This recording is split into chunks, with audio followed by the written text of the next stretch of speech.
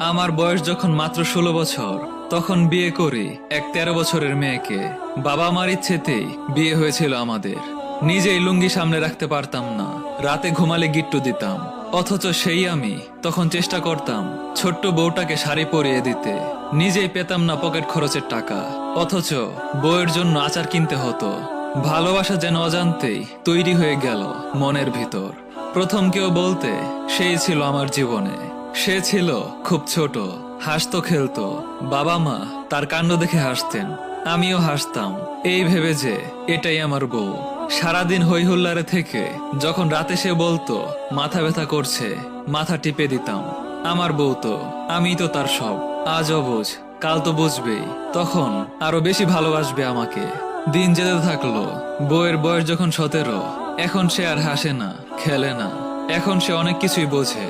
শ্বশুর বাড়িতে গেলে একাকী থাকতাম আমি। সে আমায় বলতো, তুমি আমার সাথে বেরোবা না। আমার লজ্জা করে, কিছু বলতাম না, কষ্ট লুকিয়ে রাখতাম। আসার সময় বায়না ধরতো তাকে রেখে যেতে, রেখে আসতাম। বাড়ি এসে প্রতিদিন ফোন করতাম তাকে, প্রতিটা কলই ওয়েটিং এ থাকতো। মেসেজগুলোর উত্তর না পেয়ে লজ্জায় আর মেসেজ করতাম না। রাতের আধারে চুপি চুপি তার ফোনটা অন করে দেখতাম, প্রতি মিনিটে কারো প্রেমময় মেসেজে চাপা পড়ে গেছে আমার মেসেজগুলো। কষ্ট পেতে থাকলাম আমি। আমার বউয়ের বয়স যখন 19, আমার বয়স তখন 22। একটা মেয়ে এলো কোল জোরে, আনন্দের সীমা ছিল না আমার পরিবারে। তারপর মেয়ের বয়স যখন মাত্র 6 মাস, আধো আধো দু একটা শব্দে ডাকে আমার মেয়ে। যখনই বাবা বলে ডাক দিত, কলিজা যেন ঠান্ডা হয়ে যেত আমার। বউ তখন অন্য দুনিয়া নিয়ে ব্যস্ত, তখনও ফোনে কথা বলতো, বুঝতাম। আমার প্রতি দুর্ব্যবহারই সেটা প্রমাণ করে দিত, কিন্তু মেয়ের কথা ভেবে কিছু বলতাম না। তারপর এলো সেদিন যেদিন আমি কেঁদেছিলাম। স্বামী হয়ে তার দুটো পা জড়িয়ে ধরেছিলাম, ভিক্ষা চেয়েছিলাম মেয়ের মা ডাকার অধিকার। কিন্তু সে আমাকে ত্যাগ করে চলে গেল। 3:38 সই করলাম ডিভোর্স পেপারে। সে নতুন ভালোবাসার মানুষকে নিয়ে চলে গেল অনেক দূরে। মা হারা হলো আমার মেয়েটা। আমার মেয়ের বয়স যখন 10 বছর, আমি নিজ হাতে তাকে শাড়ি পরাতাম। ও যখন কাঁদতো ওর মার জন্য, ওকে কোলে তুলে নিজেও কাঁদতাম। মার অভাব কি কখনো পূরণ হয়? নিজের মাকে ডাকতে গিয়ে কান্না আসতো আমার।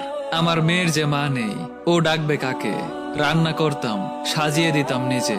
আর বিয়ে করিনি, কারণ এখনো ভালোবাসতাম তাকে। আমার মেয়ের বিয়ের কথা চলছে, আমি আবারও একা হয়ে যাব। মেয়ের অনিচ্ছা সত্ত্বেও ওর মাকে খবর দিয়েছি।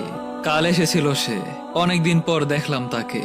6 মাস 3 দিন 22 মিনিট কম, 24 বছর পর দেখলাম।